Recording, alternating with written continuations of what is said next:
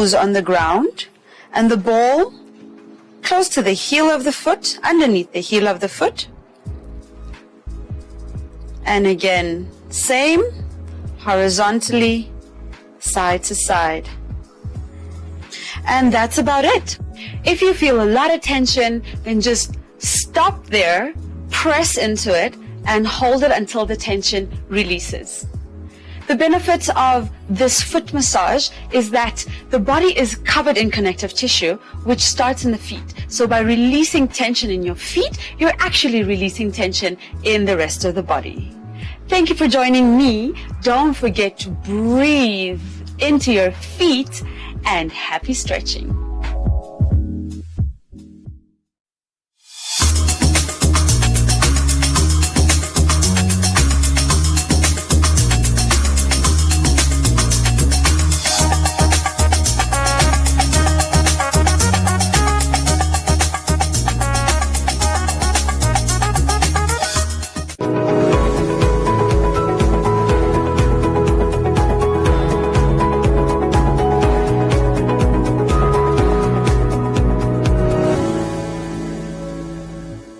Oranjemund was established in 1936 as a closed town governed by a subsidiary of De Beers called Consolidated Diamond Mines, or CDM.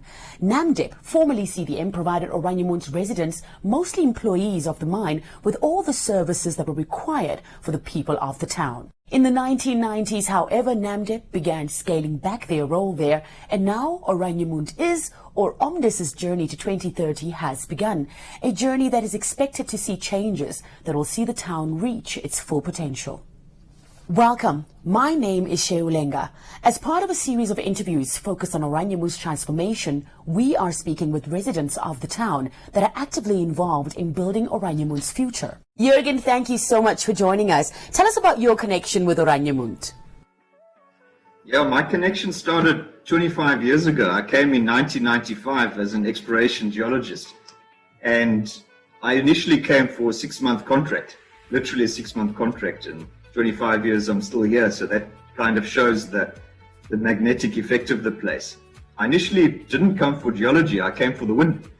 I was an avid windsurfer, and now I'm a kite surfer, and it's the only place that you can work as a geologist, and then in summer you can go down to the beach and you can basically sail for 3 hours and then the next day work again. So I mean, what an absolute pleasure to be able to do that. So I mean, in my time I've worked in all areas in the Sperrgebied, right from the river right up into the beaches, into the windy areas, up along the coast near Bovenfels Arch, and yeah, what a magic place. Yeah. Diamonds have been mined in Oranjemund since 1936. How is that mining different now that it's been going on for about 85 years or so? Yeah, look, I mean, it's in Oranjemund, but in the area it's been 112 years, discovered in 1908. So it's really been a remarkable journey. And I mean, I think firstly, we're mining the world's greatest diamond place in the world. There's no other deposit quite like it. It was all fed from the South African kimberlites, all the Kimberley area, Lesotho area. The Orange River brought it all down, and deposited a massive amount of diamonds here. So without the natural asset of the placer that we're mining, it would have not been possible. And as it ends up, we've taken out over 100 million carats over the many years. All the various companies, right up to the Skeleton Coast as well, because those are originally our diamonds as well. But the funny thing is, we're only halfway through. We're not even halfway through that deposit yet. So there is still a massive, massive resource. But the fact of the matter is that the easy stuff has been taken. So the second half of the game is a lot more difficult than the first half. And Namdeb, when I arrived in 1995, Namdeb had a 5-year plan. We were closing. And here we are in 2020, and we're still closing. And, so I think the thing that's the differentiator here is you've got a bunch of people that have just really made a fist of it and said, we've got to find more. And I don't think I've ever seen a bunch of people like we have here at Namdeb that has just basically fought to either keep finding more diamonds, from the geology side of it, or, the miners, the metallurgists, the engineers, finding innovative ways to actually make, the diamonds that have been found, to make it, make inventions to be able to mine them. And what you see in the background here, these industrial vacuum machines. I mean, that was all pioneered here. It wasn't done anywhere else. So there's lots of inventions and clever ways of doing things have come out of this mine. And so it really is a testimony to the people in this town over the last 85 million years to just keep reinventing themselves and to keep doing things. We should have been closed years ago, and we're not. And so it really, I think that's been one of the hallmarks of what we've done here. Mining still plays a big role in Oranjemun's economy. Tell us, how do you see this changing in the future of the town?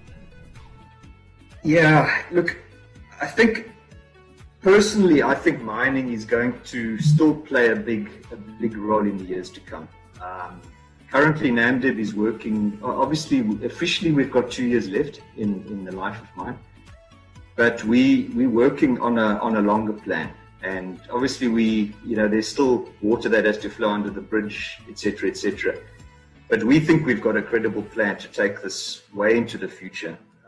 But as you know, earlier this year, we had the shock of the coronavirus, and the diamond market essentially stopped functioning.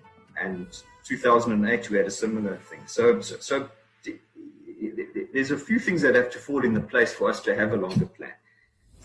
And even if we don't have a longer plan, even if Namdeb closes in 2 years' time, mining will still play a big role, because what will happen is the diamonds are still in the ground. They're not just going to be left there. There will be smaller companies that will come and exploit the diamonds, and smaller subcontractors and smaller scale type operations. But certainly at this point, I think at least for the next 20 or so years, probably up to 2050, mining will still be a part of town transformation. Remember, I said we're only halfway through, so there's still quite a bit to do. And there's Dead Marine Namibia. They're still going to be around for many more years to come. At some point, as we know, mining's finite. So at some point, it will eventually go down, and that's why we need to use the next 10 years to really, to transform the economy of Oranjemund and get other industries going. What are some of the challenges to overcome during this time? Yeah, look, in terms of the mining challenges, it's a very difficult deposit to mine. Right now we're pushing the sea back. In the area behind me here, we pushed all of that back. That was all, originally you would have, if you had looked 20 years ago, behind me there'd be a picture of the sea there. So we've actually literally pushed the sea back. And as we push the sea back, the mining gets deeper and deeper. So you need bigger pumps, you need bigger everything. So it really is getting quite technically difficult. It's difficult for the geologists to find it and to estimate it and all of that. But and you need a certain type of shareholder that's quite sort of resilient to the knocks. And I think that those are the challenges that we're going to need to overcome. Is to really, we need to think big, and we've got to attack the problem on the front foot. I think for the town, some of the problems that we need to overcome, we really need a stable local authority and town council, and we need people that are thinking long term. We can't have short-term thinking and short-term gains for little mini projects. We've got to have a plan, a kind of a 10-year, 20-year plan, and then we've got to follow that plan. Even if things aren't going to the plan, we need to stick to a strategy for where we're going to be in 2040, and really stick to that. And then I think Oranjemund is going to be well set up to thrive, actually. Yeah. What is Oranjemund's unique value proposition? Yeah, there's a lot of unique sides to Oranjemund, but from my perspective, I think what makes it unique is, with its mining heritage, is its good infrastructure. It's got really good infrastructure, wanting for nothing. It's located at the entrance to right in the middle of the Tsaukai Spergebied Park, and with enormous tourism potential. Is right in the desert. It's got vistas, huge vistas. You're right on the edge of the coast, on the border with South Africa, so there's good links to Cape Town, there's good links to Windhoek, the good road there.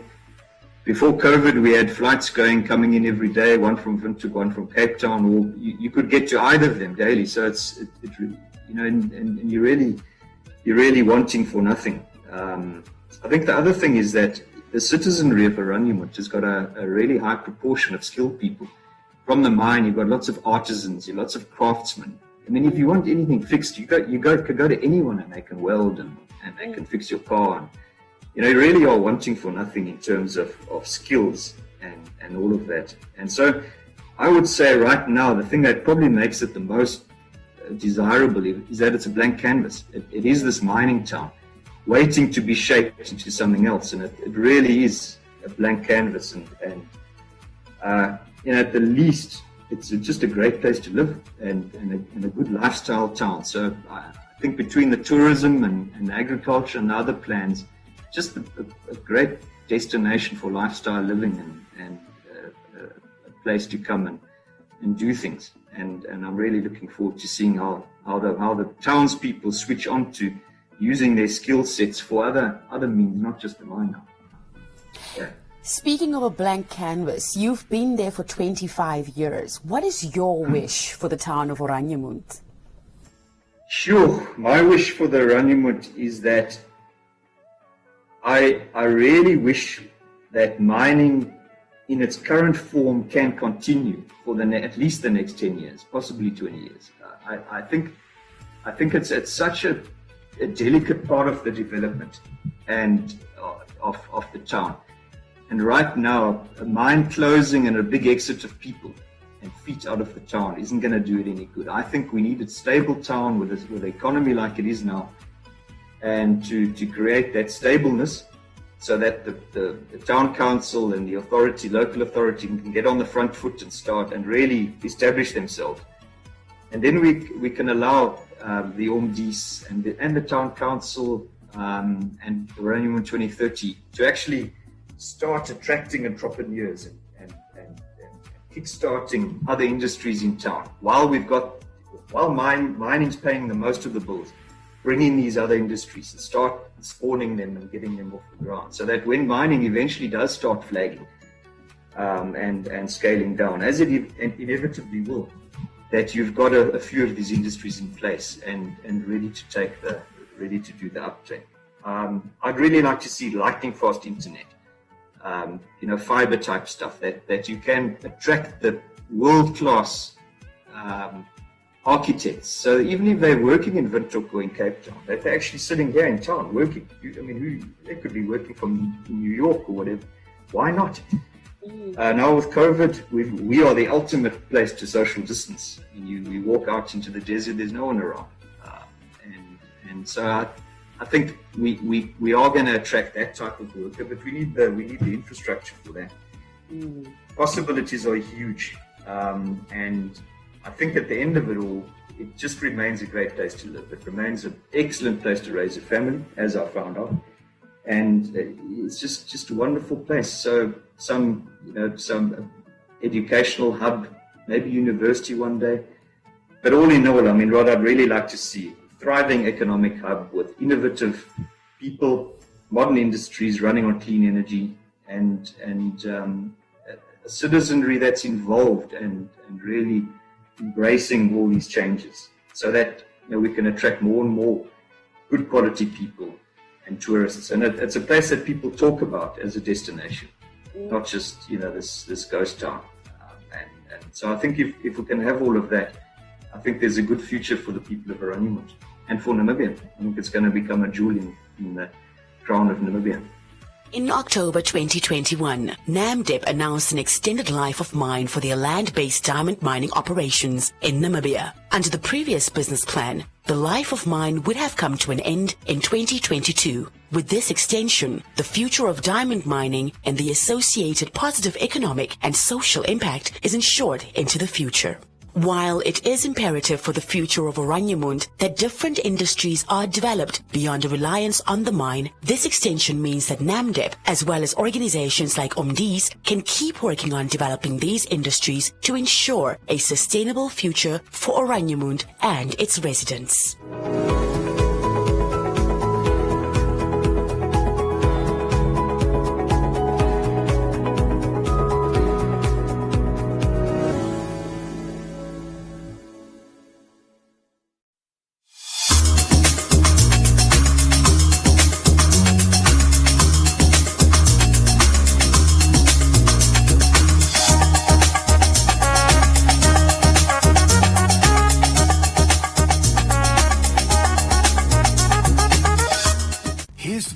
Who enjoy responsibly, the ones who know their limits. Nah, bruh, I'm good.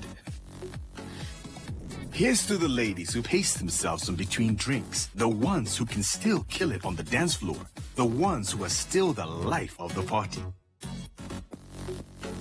Here's to the chommies who don't drink when they drive, the ones who happily take the keys for you. No, chommy, we're the designated drivers tonight. Be the one. Pace yourself, know the limits. Don't drink and drive. Brought to you by Namibia Breweries Limited.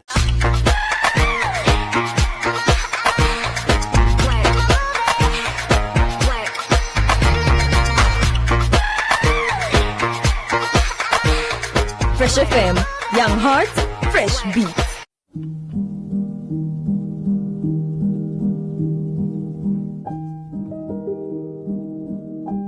We know it's been a hard year, so we have worked to bring you the Christmas you deserve with the savings you need. Like all gold tomato sauce for only $25.99 and Koo baked beans and tomato sauce for just $11.49. Merry Christmas from all of us at Spa. Dear viewers, you have tuned into the pilot episode of a new locally produced TV series called As the Mayor, a platform exclusive to One Africa TV. Putting a proper system on land and housing.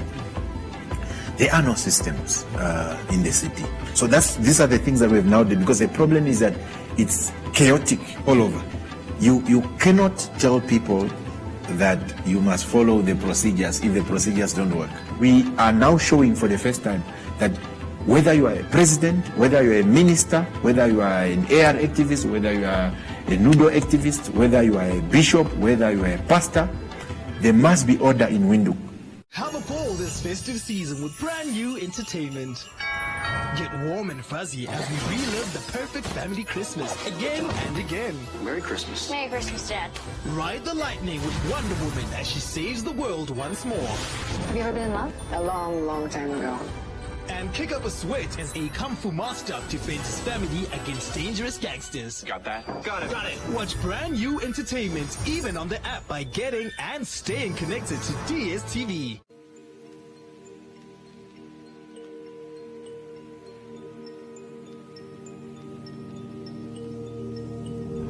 We are molded with the utmost intricacy, unique and ever-evolving.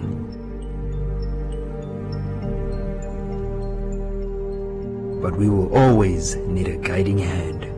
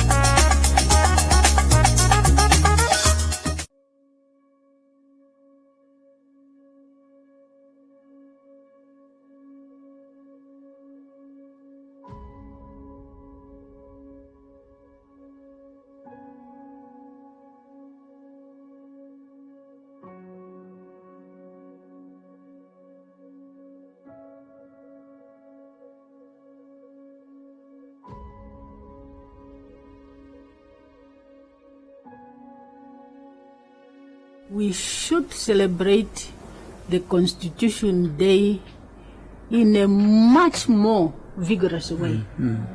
If there is anything that I have realized as a shortcoming on my side and the SWAPO side, is the fact that when we adopted that constitution, we sat back and expected everybody to understand and internalize that constitution. Our people do not understand the principles underlined in that constitution. Even us, who have been in the driving seat of government, strive hard to really take the constitution down to the people so that they understand in order to preserve this society.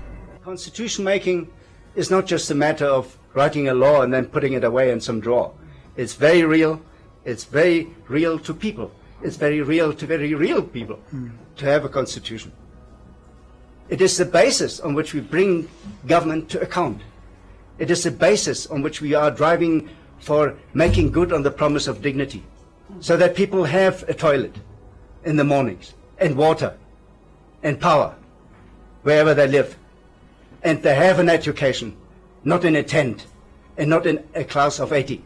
We must not allow reality, the institutions, the government, the people to move away from the values of the Constitution. It will undermine it and it will destroy it over time. Those are challenges arising from the Constitution, and we must meet them. This generation, the next generation, but we must always bring it back to the constitutional first principles and promises. If we don't, we fail. If we don't, we have failed. We want to secure for ourselves and our children justice, pursuit of happiness, which is prosperity, liberty, and equality, more than the political rights or freedoms. That remains a challenge. People cannot eat political rights. And I think that promise still remains outstanding 30 years on. It's time to sit back and say, take stock. I am very optimistic. They have problems. Of course they have problems. We should not let the problems overcome. We should handle the problems. And we can do that. As long as we start and continue talking to each other across the party lines, we can handle any problem.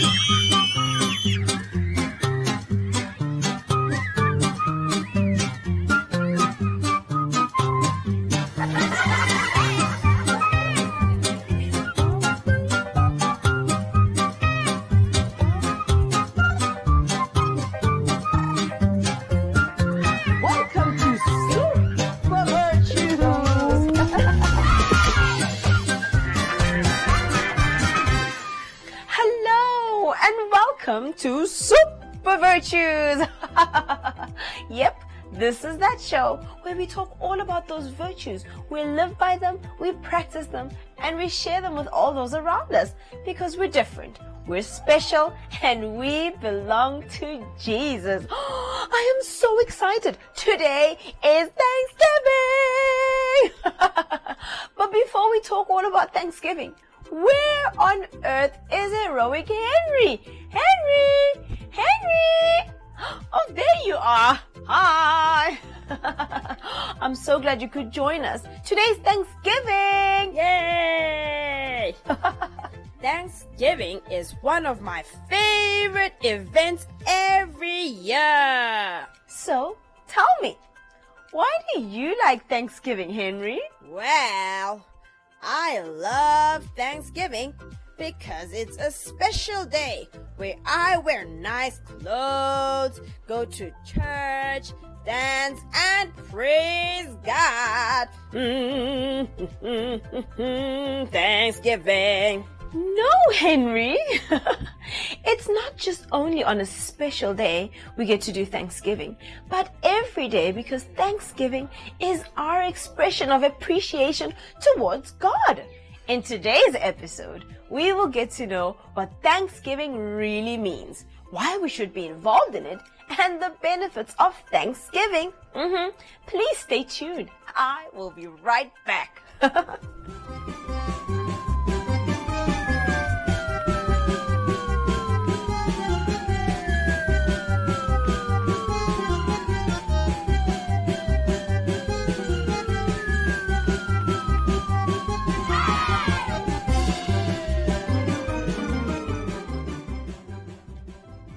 Welcome back. If you look into your life, you'd find that the Lord has been so gracious and kind. In celebrating what God has done for you, there are 4 important things that we must do in Thanksgiving. Firstly, you must say a prayer of thanksgiving from your heart to the Lord for your life, your family, your friends, your school, your parents, and every other thing you can remember. As you pray, let it flow freely from your heart. Secondly, offer Him the worship and praise of thanksgiving. There's a prayer of thanksgiving, and there's also a worship of thanksgiving. When you're full of praise from your heart, you can sing songs and make sweet melodies in your heart to God. You must praise Him even if you don't feel like it. The third thing is your testimony of thanksgiving. Here, you are not thinking about what you didn't get from the Lord. Rather, you're grateful for the joy of the Lord that is in your heart. You're thankful for the growth of your spirit, the faith that God gave you. You're thankful for the hope God gave to you. There are people who are never hopeful for the future, but God gave you hope. So you must tell others of what God has done for you. The fourth is to give the Lord a special offering. When you give God your offering, you're testifying that God is very powerful and He is not a man. With your offering, you give glory to God for your life. Take Solomon, for example. Solomon offered 1,000 sheep as sacrifice to God. Talk about a man who recognized God's grace, power, and dominion. Now, let's look at the benefits of Thanksgiving. When you thank God, God is pleased and happy with you because you acted on His word. You also obtain wholeness through your heartfelt, honest thanksgiving. If you're thanking God for your health, you will get wholeness in your health. If you ever lost anything, it will be restored to you. Thanksgiving brings a balance to your prayer life. Thanksgiving gives you supernatural strength to face challenges. Thanksgiving places you for God's blessings. Thanksgiving makes you a humble person. Thanksgiving strengthens your faith. Thanksgiving is a weapon of war against the enemy's plans. Thanksgiving turns a life of lack to overflowing abundance. Thanksgiving makes you perfect. Yep. Now that you know what Thanksgiving is all about, let's spend some time to thank God. Let's speak in tongues.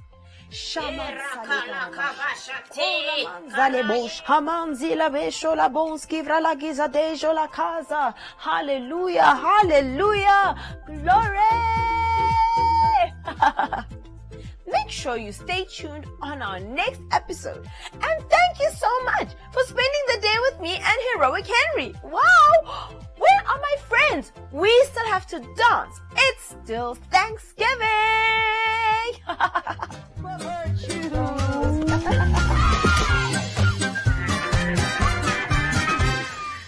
Where are my friends? It's still Thanksgiving. There you are. Let's dance. For all the things, I'm grateful for your love. I give you to Jesus that's coming from my heart.